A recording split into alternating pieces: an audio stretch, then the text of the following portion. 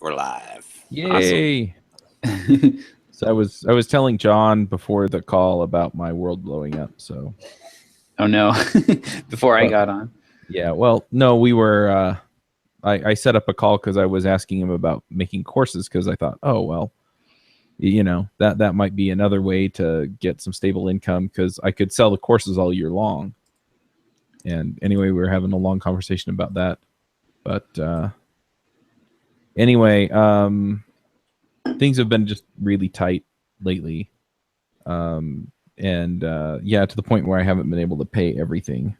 So I've kind of scrambled and scrounged to come up with stuff to pay things like server hosting and stuff like that. So minor details. Yeah. But anyway, yeah, and it's funny because part of me wants to get bogged down and wallow in self-pity because, you know, I did some stupid crap. You know, we went to Disneyland earlier this year. I've traveled a whole bunch. And then, you know, I paid a huge bill in taxes. And if I had worked out a payment plan or something like that, you know, been just a little smarter, then things wouldn't be so tight. Of course, this is probably a good thing because now I'm looking at things and I'm basically going to be talking to my wife and figuring some stuff out. And, you know, anything extra, I'm just going to be pushing back on until we have plenty of money in the bank to not have to worry about this kind of crap happening. But yeah, really, it's good. I mean, it's good that things blow up early. Yeah. Right. Like, because this is a small blow up, right? You know, while you're the smaller company, yeah, this is good. Learn these lessons, blow up, rather than if you're like the multi-million-dollar company and it blows up real bad. Yeah. Like when you go in the hole, right? So I think, I mean, ultimately, like you've got some lessons learned that you can, you know, as far as the financial, and you're getting your books in order now, right? I mean, that's the key thing is like you have to have the books, and you've got the books, you've got profit and loss statements, you've got a balance sheet now, which you can look at, and you know, if you get yourself on a salary, then that will even out then you won't have to worry about even out the revenue at the personal level because you'll just have yourself on your salary every month, and then you've learned the lesson of the expense. I mean, I would just cut all travel down, no additional expenses, no training, none of that kind of stuff, and just go straight to the, like, you know, just build up the coffer, and you know, and you'll be fine if you do that. So I think, you know, ultimately this is a good thing because it happened early rather than later. You know, it's just really, really frustrating because, you know, I did a ton of work in May. I've done a ton of work this month to line up sponsorships, and I just haven't had anything work out. Yeah. You know, I did a deal with Hired.com, and they paid me for 2 quarters. So, you know, I'm not having their quarterly payment come in at the end of this month. It's going to come in, you know, in 3.5 months. And, you know, some of my other sponsors, you know, we're renegotiating things, and it's just taking time. I have one sponsor that, you know, they're going to pay me, but they were acquired quite a while ago, in fact, by a much larger company. And so all of their advertising now has to go through the larger corporates Oh yeah. So they're like, we would pay you today, but we can't. And I would gladly pay you today for a hamburger tomorrow, or pay you tomorrow for a hamburger today. Yep. So it's just frustrating because, you know, I have a lot of things in motion and none of them are lining up. So, you know, trying to do the right thing, trying to make the right decisions. But yeah, it's just freaking hard. I have, you know, I have newbie remote conf coming up, and so I'm going to try and sell a bunch of tickets to that. And I talked to Jamie, and she gave me a whole bunch of stuff for like an email sequence. And so I'm hoping that will help, you know, just kind of do a launch sequence. But yeah, I mean, I don't know. I don't know which of these things are going to stick first. And I don't know if I'm going to get paid before people quit because I'm not paying them. It's a race against time. So anyway, Yeah, I mean, well, yeah, I definitely, like we were talking before, you need to have, I mean, you obviously need something in the short term, Yeah. but you need to be thinking long term. Well, right, you know, I mean, like whatever solution that you do, I mean, how much, like, when are you going to get paid for sure that you could be out of, like, you know, I guess what I'm saying is, like, if you can avoid a short-term solution completely because time will just fix this, right? If your or rather, if your short-term solution is just to be upfront with people and say, look, this is when you'll get paid, you know, and this won't happen again. That's the best solution because it doesn't sacrifice the long-term. Right. Mhm. Yeah, I mean, I'm reasonably certain that I will have some money come my way by the 1st of July. Mhm. But that's 2 painful weeks away. Will it be enough? It probably won't get my personal finances completely out of the hole, but I can negotiate that off a little bit. But I can probably cover all the business expenses with whatever comes in. The other thing is I mean, I do have some things that are looking pretty solid as far as sponsorships go. So I got a yes from a company yesterday. Of course, they tacked on another podcast that they weren't sure that they were necessarily that they could necessarily sponsor, but they sounded excited about sponsoring JavaScript Jabber, which is nice because that's the biggest show. So that's the one that brings in the most revenue when it gets sponsored. So if that comes in, you know, that would be tremendous. And then I have a couple other companies that weren't big on the idea of sponsoring the podcasts, or they put it off and said, hey, we'll sponsor it in the fall. I had 2 companies do that.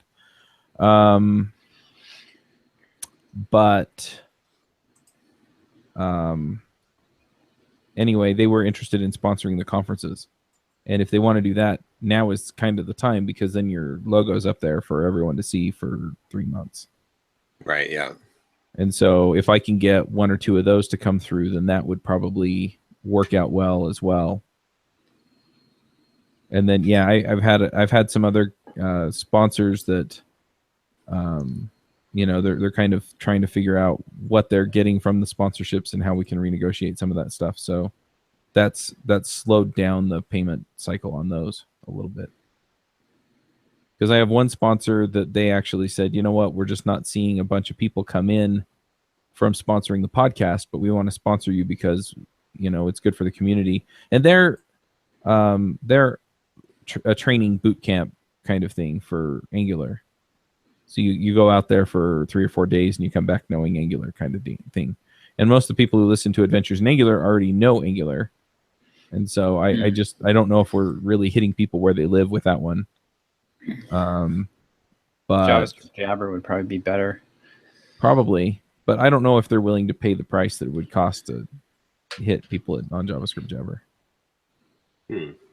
But what caused this crunch, like the current crunch? You thought about mostly it was just fucking Mickey Mouse. Fucking Mickey Mouse. Motherfucker. Most of it was taxes. I got a fairly large check at the beginning of April, and half of it went to taxes. Okay. So, and the taxes were a surprise? I didn't know they were going to be that much. Was it... Okay. So, and this was just from last year. Yeah. And what, honestly, and you pay quarterly, right? But it just, you should have paid more quarterly. Yeah, I didn't pay any quarterly taxes last year. Oh, okay. So it was the whole year's worth of taxes. Are you going to pay quarterly taxes this year? Yeah, I'm withholding taxes this year. So okay, good. Okay, so how confident are you that you have fixed the problem that got you in this position? I'm fairly confident. I think the other thing that I'm doing is just looking at what I'm spending on things, and I'm adjusting my the way that I think about a lot of these finances so that it's, hey, look, I have to have at least this much in the bank. You know, as far as emergency operating capital, and that way it's, you know, it's a whole lot less of an issue. John mentioned that we were talking before the call because I was asking him about doing courses, but yeah, he said I should have $10,000 in the business, and I'm thinking that I should have at least that much. Yeah, just sitting in the business, so that if this kind of thing happens, then it's okay. You know, I can cover the business's expenses for a month, or a little longer, because it costs about $7,000 to $10,000. I think seven's kind of the baseline, and then, you know, if I'm going to conferences and things like that, you know, it can go as high as 10 for a month, and then it goes back down. But yeah, if I can keep my expense, you know, if I can have a month or so in the bank, I'm never going to have a crunch that lasts longer than that, I don't think. Yeah, it'd be nice. Oh, go ahead. It'd be nice to have 3 months, but that's something to work toward. Yeah. Well, even if you just have the one, like if you have a 10K buffer in the business, that's a good goal to set up. Like just obviously more is better, but a 10K buffer, and then probably another 10K buffer in your personal. Yeah, that would be ideal. The 10K is kind of like Dave Ramsey's 1K. Yeah. Like that's sort of like the bare for the personal, like that's sort of like the bare minimum. Yeah, I agree. You should always have. But the other thing is, you know, we spent a lot of money on stupid stuff. I told you, fucking Mickey Mouse, that motherfucker. The other thing seriously, related to that, $15 for cotton candy? Are you serious? Yeah, Daddy, I want a balloon. It's a balloon within a balloon. That's going to be $25. Yeah, well, and it's a blinking light with a balloon within a balloon. So yeah, but the other thing that's kind of related to this is that in the business, I mean, things were pretty good for a while, and so I didn't really look at where the money was going. I started doing that, you know, in February or March. You know, started really having somebody do the books and looking at these numbers, and so I started cutting stuff that I wasn't using anymore. Yeah, and so that's been pretty helpful as well.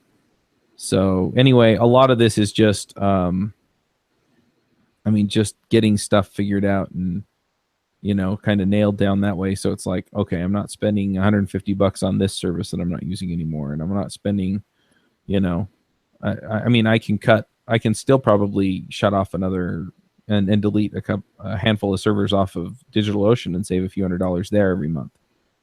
And so, yeah, it's a lot of this is just figuring that stuff out. And it's like, why am I spending this money here? And it's like, oh, okay. Well, that's, you know, I shouldn't be spending that money there. But yeah. And I mean, those are good. But again, it's the big chunks that you got to worry about. Because those, I mean, definitely you don't want to be wasting money on servers that you're not using. But at the same time, I mean, if you save yourself a couple $100 a month, that doesn't solve the problem. Like that, you know what I mean? Like even cumulative, even if you save yourself $1,000 or $2,000 a month, doesn't really solve it. Like the big thing is just having like I said, like we were talking about, if you put yourself on a salary and you've got a fixed income coming in, then you know, like what you're gonna, you know, you're not gonna cannibalize the business, right? It's like, you know, you would have to tell Mickey Mouse to you know, to go kiss off or whatever, because you're not paying $5 for a churro today. Yeah, well, so, like I said, sense a lot of bitterness. There's a lot of hostility and bitterness here. That's why he moved to San Diego instead of Los Angeles. Yeah, the Disney on Ice, that's the worst thing. But yeah, ultimately, it's mostly just changing the mindset on a lot of this stuff, and it's, you know what, we're not doing any of the extra stuff because we can't. And the budget, I mean, the business budget, that's the other thing too, is it's like, I mean, this is the same problem that Derek was running into, is it's like, it's great to go to conferences and to have training and coaching and all this stuff, or to buy courses and education stuff. But, and it feels like you can do it, but your numbers are telling you can't do that right now. Right. Which, so you, but now that you've got bookkeeping and you can look at that, you know, we kind of live and die by the numbers. Like Josh and I, like we get that monthly report, and look at our numbers, and I'm sure each one of us looks down at the, I know I do it line by line, and I'm like, okay, and I compare it to the last month, and I see that, like it gives such a big picture. We know where we're going. And I think that's critical, because then if you've got the budget to do the expense and stuff. But if you rope those in, I think, you'll be fine. Yeah, I think part of the issue too was that I expected this year to go like last year, and it kind of hasn't. The sponsorship sales have just have not gone as well. And so I just, because last year I pretty much did whatever I wanted. And so, yeah, it's like, okay, I really need to make sure that, things can at least carry on at a baseline level for a while if things don't go the way that I expect them to. Yeah.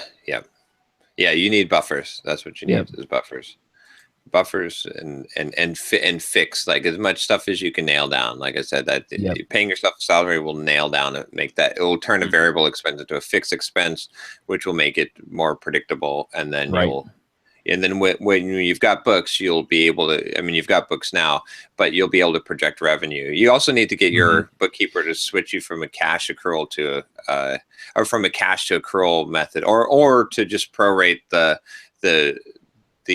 sponsorship. So if you get, and we do this currently, we're doing cash. Well, we're kind of doing a hybrid, but we're essentially on cash accounting.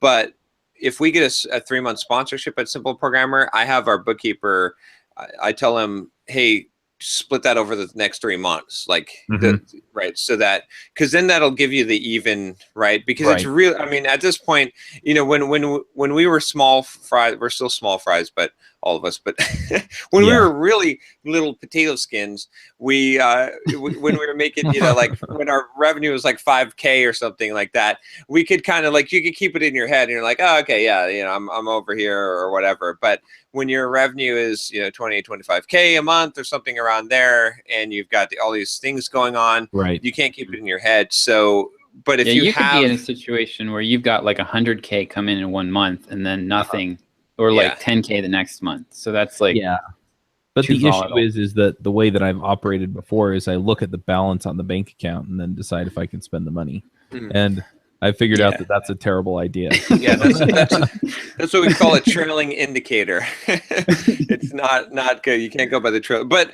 like I said, if you just get your bookkeeper to, when you get quarterly revenue, to split it out per the month, and then your numbers are going to look way more even. Then you'll know, like in 6 months, if you do that in 6 months, you'll have data and you'll be like, okay, this is what our actual revenue per month is.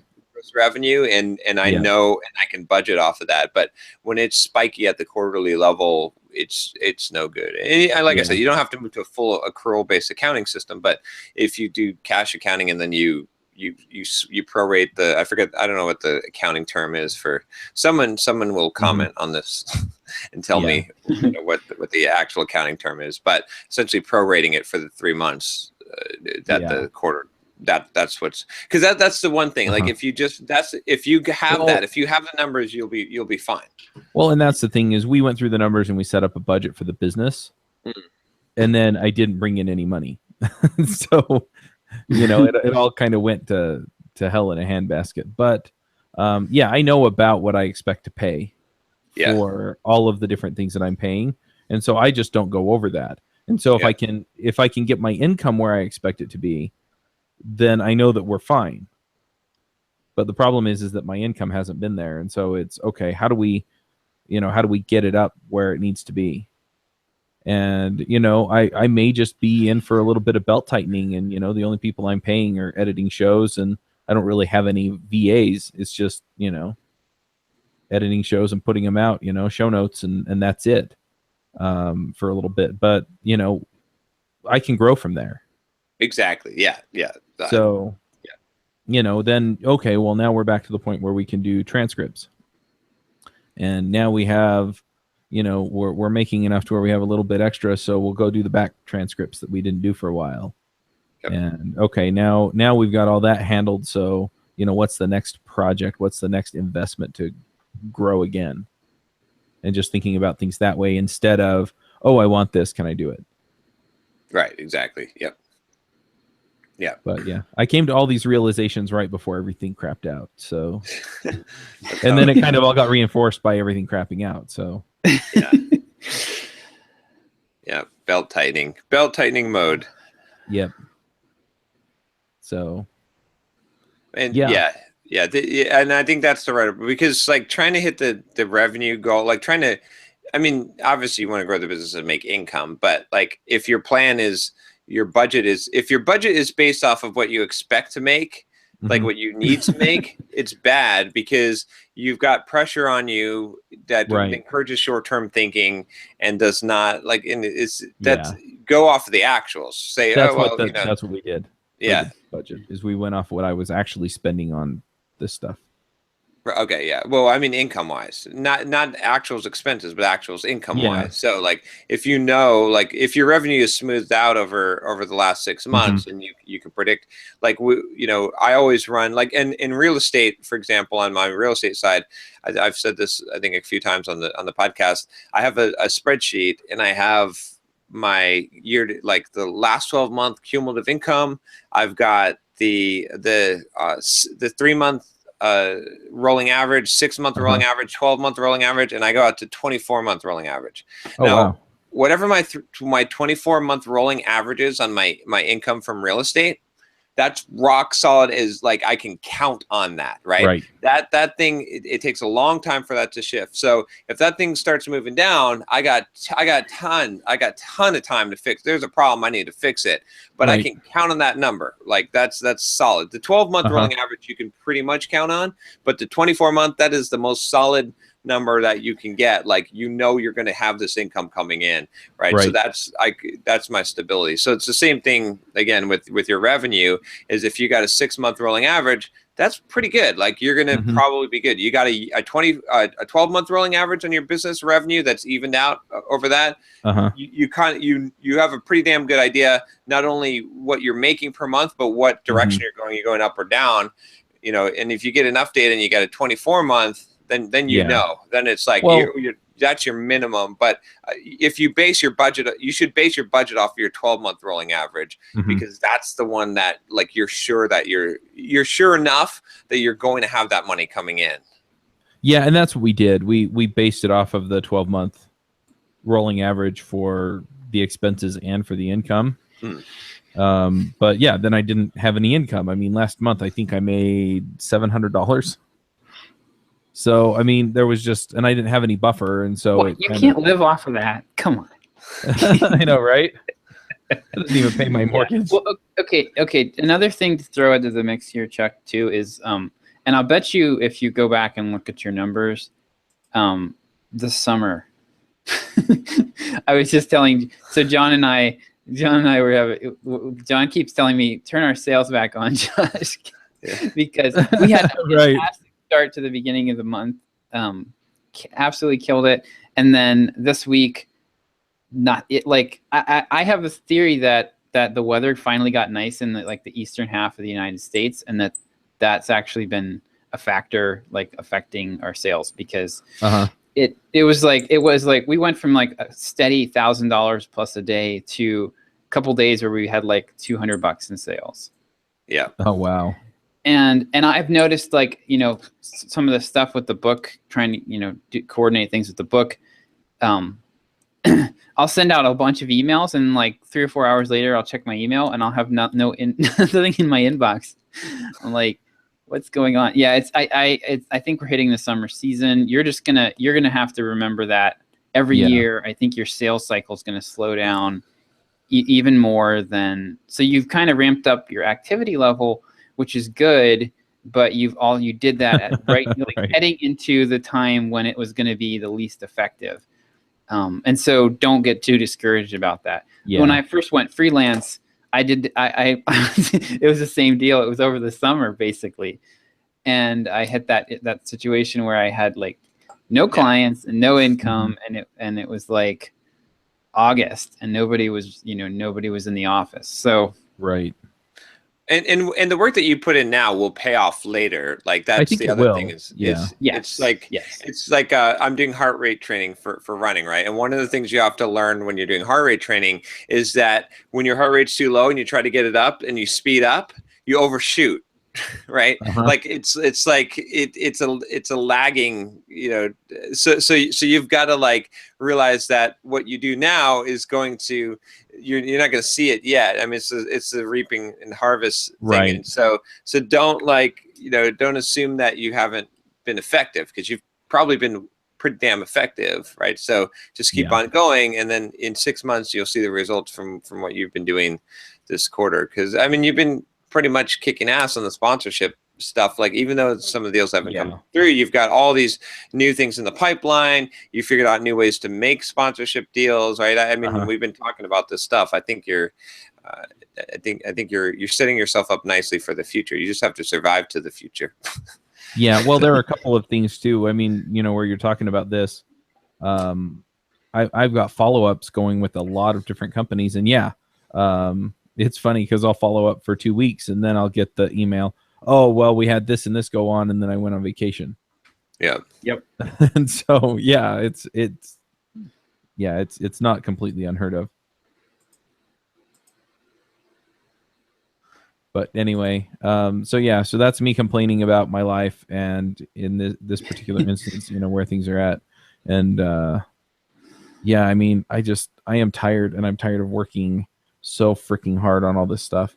And then on top of that, I've been doing the Get a Coder Job beta, and I told people that I would have stuff done this afternoon, and there's no way I'm going to finish it this afternoon.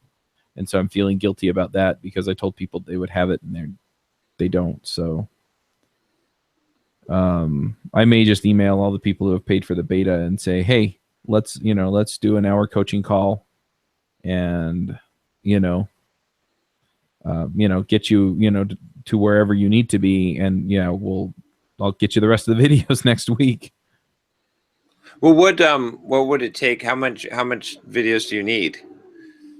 Probably I still need to finish up about half of them. Which is like how many hours of footage? Or probably 4 hours, 4 or 5 hours. Okay. Yeah. I mean, I would say that I don't know if you get 4 or 5 hours of finished footage done today, but it might be a good drop everything you're doing and just get as much of that done as possible and ship what you get today. Like, I could do that. Because you're digging yourself a bigger hole if you offer coaching, because that takes more time, and and you still have to deliver the deliverables. That's true. I think if you delivered an hour today, that people would cut you slack. Just like deliver something today and communicate your plan for when the rest of it's coming. So I mean, people can't consume 5 hours of video anyway. Well, tomorrow is pretty much wide open, and so I may just talk to my wife and say, look, I hate taking up a Saturday, but I promised I'd get this out, and then just put in the day and just dedicate it to that. Yeah, that sounds good. I mean, I think, and this is not judgy because I've done the same exact thing, but you're busy right now. You're trending towards the situation that you had earlier with the course where you didn't finish it, right? Yeah. So you don't want to. You gotta nail this down, because you don't want that to become a pattern. Yeah, absolutely. Because then people will never buy from you again. So. Yep. Well, and this is that whole like the computer science model of multitasking, right? Like the whole threading, right? And the whole time slicing, right? So like you have a system like this, operating systems have to solve this, is because at some point it's like, okay, the threads are fine. You're okay. You're multitasking, and you go from like 90% performance to 0. Right. because every time the thread gets its time slice, the time that it takes to swap out the contents in memory, its time is done. So all it gets to do is swap out its contents in memory and not make any progress. And that's, I think, because you've got so much going on, you're hitting that point where you're constantly like if you send that email today and offer the coaching, you'll be swapping out the contents of memory, but Right. not actually making progress on the thread. Yeah. So you're just going to have to buckle down and just be like, I'm going to let this thread execute. Yep. Yeah. Well, I'm planning on working pretty late tonight on it as well. So You're so much fun. Just I'm so tired. Let me tell you, I am so not fun to be around. I am so tired. hang in there, Chuck. Hang in Yeah. there. Well, and next week it's going to be like, oh, I won't actually be on next week, but in 2 weeks it'll be, oh, things have gotten much better, and here's what happened, and yeah, exactly. Yes, the entrepreneur. that's what always happens. It's what always happens. So Why for the people that are watching this, what the hell are you thinking? Get out while you can. Do not go down this path. Do not become an entrepreneur unless you have to do it, man. yeah, Do you want this life? Really? hell's yeah, beats the heck out of working for someone else. It does. It does. So, But, Chuck, did you happen to catch last episode that the big announcement was that we hit milestone 2? Yes, And so you're a dangerously close to 50% partner. I'm a simple programmer now. Yeah. He's effectively a 50% partner. Yeah. I own like 50.01% or something like that. So Yeah. we wanted to basically be 50-50 partners with a deal breaker. So I'm the deal breaker, but I submitted that just arm wrestling would be sufficient in any time we have a disagreement, and it would have effectively the same outcome. But I could totally see that though. You're like, you're pulling, Rocky or whatever, right? And your wife's like, "What is your deal?" John and I disagree, and I'm right. It was like when my see, I know not to make that deal, because when I was younger, my dad made that. He said to me one day, I think I was probably like 12 or 13. He said, "When you can beat me in arm wrestling, then you can be the man of the house." I was like, okay. 6 months later. Didn't take very long. I think maybe 15 or 16. I hit it. That's funny. Yep. And actually, I hit it earlier than that. But you know what? I didn't realize that he was holding the bottom of the table.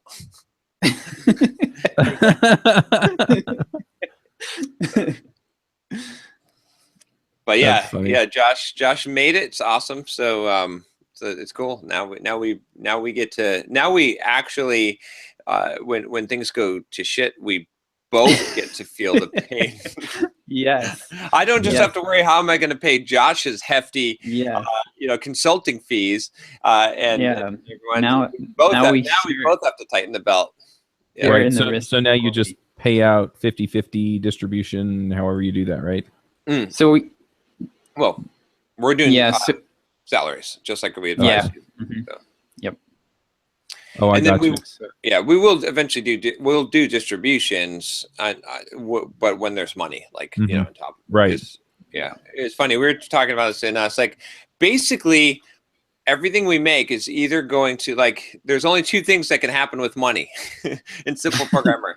It goes to expenses that we have, or it goes to us. So it doesn't really matter how we end up doing it, but having the salary of the fixed, that's what you count on, like, because that that's the base level and you live off of that. And then if there's gravy on top, there's gravy on top. But if there's not, then you at least know what you're flying. But there were tax implications before, so it was complicated because like I was sort of technically, like, in the eyes of the IRS, I was sort of already an owner, but I wasn't. We weren't profit sharing, so any money any extra money, if we weren't careful, I would end up having to pay taxes on it.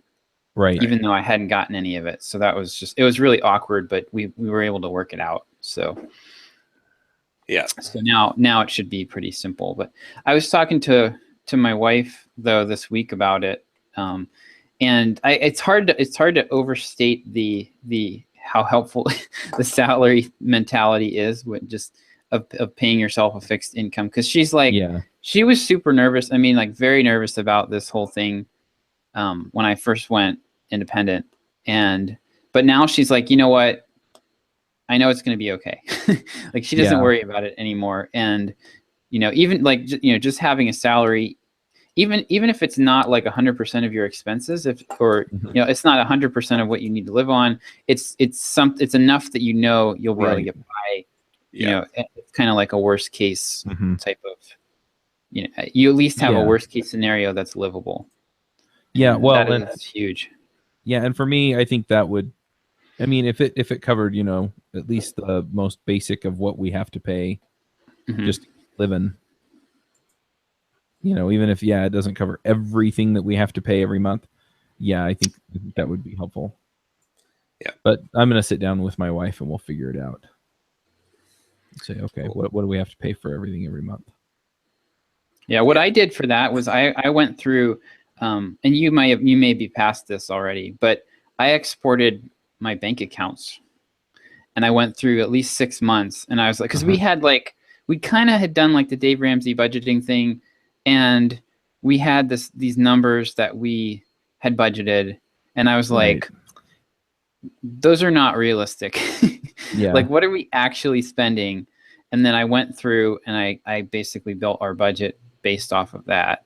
And it's worked out really, really well. Like it's been, so I've talked about this before, but I have multiple bank accounts, like any expense that we have every single month, whether Mhm. it's mortgage or Netflix or whatever, all that money gets transferred into a separate banking account for monthly expenses.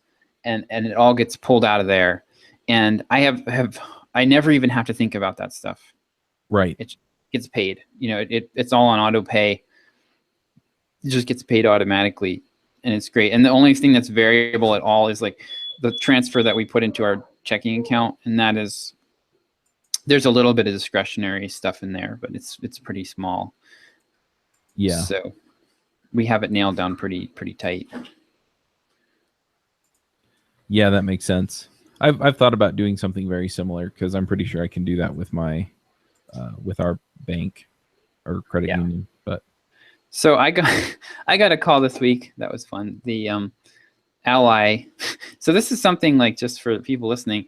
I'm with Ally Bank, but some banks apparently don't want you to do any kind of business related stuff out of a personal checking account. Like I am basically a sole proprietor or a contractor, and but they saw that I was putting this. I've been doing this for like 4 or 5 years, and they apparently just looked at my account and they were like, Stripe, PayPal, looks like he's running a business out of this account. We're going to shut it down.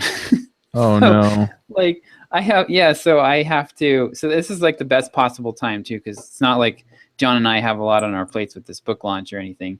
But yeah, they're like, yeah, we're going to shut your account down in 30 days. And so, yeah, so I'm scrambling. Now I have to scramble and try to, so I decided to go ahead and I haven't had a credit card in about 5 years, but I decided to get a business credit card for my business expenses. And I'm just going to so that way I won't have to, I can transfer, I can update all the stuff that I have auto billing to the credit card and not have to worry about the bank account situation. Exactly. Yep. Yeah. So yeah, I figure I'm pretty. Hey, Zachy. My kids just got home. Yeah, I'm pretty disciplined at this point. I don't feel like the credit card's going to be a temptation. Yeah. A few years ago, I would have been more worried about that, but yeah. So, but I'm trying to figure out. I think I want to go with Chase because Simple Programmer, we're using Chase, but I can't open an account locally, so I'm going to have to drive to Ohio. Oh, y'all. Because they'll open an account for me at a branch, but they won't let me open. There's no branches near my house, so they won't let me open one online. And if I was a new Chase customer, I could do it. But since I already have a mortgage with them, they know my zip code, so I can't fudge on that. Huh. That's so weird. Yeah, John just told me I should just give in and move to San Diego, so that would take care of that. I don't think that would hurt his feelings at all. Yeah. Eventually, I'm going to convince Josh to move to San Diego. He's been here enough times now that. But yeah, I've- apparently, so I've the teased my whole wife about moving, but our families are both here, and it will never happen. That's the best reason to move. There's no Yeah, better but- reason than that, actually. I called Chase and they said they'd be fine with me doing business out of a personal account. So I don't think it's like a legal requirement. I think it's just Ally being picky. Just set up a business account. I mean, if you're going to go through these hoops, just set up a personal business account. That's It's a easy good enough. question. So I was wondering about that. What is the advantage of having a business one versus because I don't have any kind of entity, any kind of real entity to use. So I would still be using my social security number as the tax number and everything. So Yeah, Is I there- don't know. I guess I mean, the way when I was looking in like the business credit cards, I ended up just getting a personal credit card because it looked like the main reason to get the business card was like you can have multiple people, you can issue other cards, and I don't care about that. I'm not going to ever use that. So I guess it doesn't matter that much. I mean, the main thing would be like if you had liability, if you had a separate LLC, you don't want to have fun commingling. So, but considering the nature of your side business at this point, I guess it doesn't make much sense. You don't have much liability out there. You're not really pulling in much income from it since programmer is really the thing. So maybe it doesn't make that much sense then. Yeah, I was kind of shocked, honestly, because it's not like it's not like a huge amount of money that Ally is complaining about. So I don't know. It doesn't make any sense. I did talk to them though and called them. They gave me a stay of execution. He was like, okay, well, I can put this on a 30-day review, and we'll come back and look at it again in 30 days. Basically, so it at least gets me past the book launch before I have to buckle down and fix it. But yeah, I probably have 30 or at least 30 or 40 different accounts that I'm gonna have to go update. I have a list of every time. This is one thing I do is every time I save my credit card number anywhere for any of the cards I have, I save that in a Google Doc. So I have a list that I can update whenever the credit card expires or whatever. I have a list that I can just go in and go through, and I don't have to go through my statements or whatever. Yeah. I mean, business credit card is definitely a good way to go. It makes sense too. And you'll get a little bit of cash back too. Those cashback rewards actually make it huge. I mean, my personal cashback one, I've got the Citibank card that's a 2% cashback, and it's just straight cashback. I mean, I make like, it adds up. It's like $5,000 a year or something like that it ends up being. Wow. So it's or maybe not that much. It's somewhere. It's not like all of us just go $4,000. drop $10,000 on clothes, John. Yeah, Well, John. When it's business expenses, yeah, but that was a business expense. That was on the business card. So when it's a business expense, you can, it definitely adds up too. So I've got it on our Simple Programmer card. We charge everything as a Simple Programmer card. We get 1% cash back, and we add it up. It adds up. So. On those business cards where you get the cash back, do you just put the cash back into the business, or? Yeah. Yep. Because then you can always pull it out if you need to, but might as well just put it right into the business or apply it towards the statement. Yep. So on the book launch avenue, we got a pretty damn cool landing page that we did on 99 Designs, but we still have to get someone to implement it. We have to get a PDF or a Photoshop to HTML person. There's like so many of them though. It's crazy. Oh yeah. I got like so many job applicants on Upwork. I think I found this guy. I think what I'm going to do is just hire this guy because what I did, I actually sorted by the most expensive, because that's probably, in this case, that's probably the best thing to do. and I looked through them and just started filtering there, because you want someone who's going to be and it doesn't matter, right? I mean, people are bidding $400 or $500, right? It's like, or 530, like, so I think I'm just going to hire this guy from the UK that's 530 that seemed like he. Oh, well, there's another guy that specializes in Thrive themes, actually, Josh. I didn't tell you about okay. that. So it maybe, I don't know. We'll have to look between those, but I think I'm pretty much out today on all kinds of stuff, but next week that'll be my highest priority, is to get that done, and then we'll have a beautiful landing page. It's going to be cool. I think it looks better than any of the landing pages I've seen. I think it looks better than Tim Ferriss's, honestly. So Yeah, it looks pretty sharp. Nice. So we'll see. We shall see. Yeah, we're gonna test it against. So the page that I have up there now, basically the copies. We're gonna use the same copy, and we're gonna try test out the design. So we'll get to compare the impact of the design versus the copy, and see what happens. My page is converting like crazy, but it's not super internet marketer scammy, but it's sort of trending that way. Okay. well, and it could be worse. It doesn't have any red letters or yellow highlight or blue underline or anything. But right. But if this works out, this will be kind of cool, because I'd like to take a lot of our sales pages. Like, we could even take the same designer. I've already got in contact with him, and yeah, it'd be kind of cool to just like have him do all the sale pages like that, where we keep the copy and we just make it look, so we sort of get the best of both worlds. Even if we took a small hit in conversion, it would be worth it, because we'd take a big boost in brand, and it'd be kind of cool. But I think like this was cool to see, because it was like, one of the instructions I had on the 99 designs was like, keep all the text there, and he did. And not only did he keep all the text, but he actually took a testimonial from down below and he brought it up to like the very top of the page. So he actually added even more compelling marketing text. So I thought that was, he seemed to get it real quick. And it was funny, like there was on the very first day, it was obvious his design was the winner. I think he was the first person who submitted design, and it was clearly the winner. Like no one even came close to anything that looked that I didn't even, it wasn't even a contest. So, oh wow. Although it was a contest, but well, yeah. Yeah. So we'll see. I'm really looking forward to testing this out. We're trying to figure out how to make it work, because it's going to be it's going to probably be a raw HTML file that we'll get, but I still want to, I need to be able to edit it at least somewhat easily without having to hire a JavaScript developer to put a pop-up on it or something. So we'll see right what we end up doing there, but yeah. And we've got the book trailer too, which I don't know if you've seen that, Chuck. We'll have to, I haven't.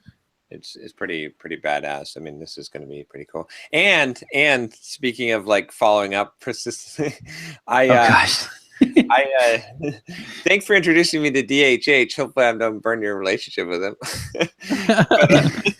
I asked him to write the foreword for the book, and he was like, no, I'm too busy, whatever. And so then I think I followed up and I made another appeal, and he said, that still doesn't fix my time constraint. I'm launching my own book. And then what did I do? Then I sent him a copy of the audio version of Soft Skills, like a code. And he said he redeemed it and he put it on his book list. So he's gonna listen to that. And then I was talking to Josh, and I was like, you know what? This is such a compelling, I'm just gonna do a video. So just yesterday I emailed him a video I did personally for him that basically said, look, that laid it out, and really I think it's a super compelling offer that we have for him to do the forward of the book, which is, it's essentially this: we're spending $30,000 on marketing for this book, and we are going to be email blasting on July 19th about 1.5 million developers. So it's almost like a no-brainer for you to take this chance to write a forward, because the very first thing that people are going to read in the book is the forward, and we're going to let you promote whatever you want. We'll put a link to your book in there, right? I mean, you're going to get this is bang for your buck exposure for the time that you're spending. This is you don't want to be, you don't want to be the guy that turned down the Han Solo part. And I don't even know his name. So we'll see if he, if he responds to it. I think he will. I think there's a good chance. I mean, it really is like, like a no-brainer. Like there's no reason why he shouldn't do this, because it's, a few hours worth of time versus, getting $30,000 worth of marketing for free is pretty damn good. So. Yeah. All right. Well, I hate to do it, but I'm going to push us toward thoughts because I have to get off right at 11 o'clock. So. Okay. And I don't know if I have a thought because I've just been heads down working. So you can't do that. It'll get better. You can't say let's do thoughts and then not have a thought. Yeah, I mean that's the thing though, is mostly just talking to you guys. I talked to Jamie Masters, who's my business coach, and yeah, it's stressful and scary sometimes, but so far it's worked out every time. So, I'll just keep slaving away at it, and we'll get her done. I was thinking, I'm probably do a video on this at some point, but I was thinking this week about how life is sort of like an obstacle course, and just to remember that, like, it doesn't really matter. Okay, so this is what it is. Okay, because again, people complain all the time about privilege and all this, and you've got it easier or harder and all that. I mean, you've heard some of these things, right? Maybe, I don't know. I might have had a few of them thrown in my face. Okay, maybe. So here's the thing. This is what I was thinking about today, or this week when I was running. I was like, you know what? If you think about life as an obstacle course, right? If you want to do maximum performance, right? If your obstacle course is easy, it means you got to work harder. You got to push harder, right? If you've got a pretty flat obstacle course, not very many obstacles, if you want to really get a good workout, okay, which is the reason why you're doing it. If you want to challenge, you got to run faster. You got to push harder. You got to do more work in order to reach your potential, right? If you want to maximize your potential on an easy obstacle course. If you got a challenging obstacle course, you just got to make it. That's all, right? Like, you will be challenged. Like, you will be putting your maximum effort, right? You because it's hard, because there's fucking electric, barbed wire and shit, and they're spraying you with ice and all kinds of, right? You know what I'm saying? Like, that's so that's the thing, is like, and what's the ultimate goal? Like, why would you enroll in an obstacle course like race? Because you want to be challenged, right? Because you want to see what you're made of, because you want to grow and expand yourself, and such is life, right? The same exact thing. Like, why are we here, right? What are we trying to do? I mean, I'm here to fucking become the greatest that I can, right? That's why we should all be here. but no, my point is really this. I was just thinking about this. Like, it's like, this is my ultimate argument to the whole privilege and all that. It's like, yeah, some people have easy obstacle courses. Some people have hard obstacle courses. If I have some days when I have the easy obstacle course, it just means I have to put in more fucking effort to get the workout, the same level of workout that I want to get the challenge. I'm gonna have to run fast. I'm gonna have to do more work, right? And some days when I have the hard obstacle course, or the hard obstacle course life, it means that I have to just complete it. But what, at the end of the day, what do you reward yourself on? What do you feel good about is putting in the effort, putting in the max effort. It's not really, it doesn't matter which obstacle. You see what I'm saying? Like, you could have the flat race and run it hard, and you feel like, man, I killed that thing. Or you could be like, the whole race was up a mountain, and you ran it slower, but you made it, and you're happy about that. So that's ultimately, and that's just the perspective that I have on life. Is it's like, whatever you give me, it doesn't matter. Like, if you give me easy, I'm gonna have to go harder. If you give me hard, I'm not gonna have to go as hard, because just making it is hard, right? So to me, it doesn't matter. Like, it's not, it has nothing to do with what the external circumstances are, or the situation. It all has to do what I'm bringing to it. And in both sides, as far as I'm bringing to it, is the great equalizer. Because if it's easy, I have to bring more. If it's hard, I have to, I have to bring the same amount, but I don't have to up it myself, right? So to sum it up, I'd say that, like, to try, which is better? Is it better to have an easy obstacle course or a hard one if you're trying to get the maximum workout? I don't know. If it's the easy one, you got to bring it, right? You got to actually force yourself to say, I better really huff and puff and run this thing fast because it's flat. If it's hard, then then you don't need the like. You got to just make it. Like it's already there. Someone's already set the bar for you, so you don't have to. Like you're going to exert max effort just by the virtue of making it. So there you go. That's my thought.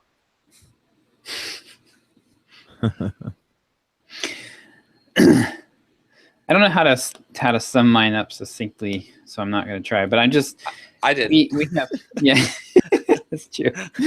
We just have so much freaking work to do with this book, and I'm really stressing out about it. And so I just spent. Whenever I get to this point, I had to spend some time this morning just going through and and going, okay, I'm not going to do that. I'm not going to do that. I'm not going to do that, and just start eliminating things. What can I put on autopilot? What can I drop for now? What's not getting me toward that goal and giving me the biggest bang right now for my buck? And what can I, how can I pause that? And I'm feeling I'm still stressed out, but less so. So the answer, a lot of times the answer is not to just try to pile on more activity. You've got to carve away stuff and focus. Yep. And make a lot of buffers. Yes. Especially time buffers. All right. Well, I got to jump off for this call. All right. Kill it.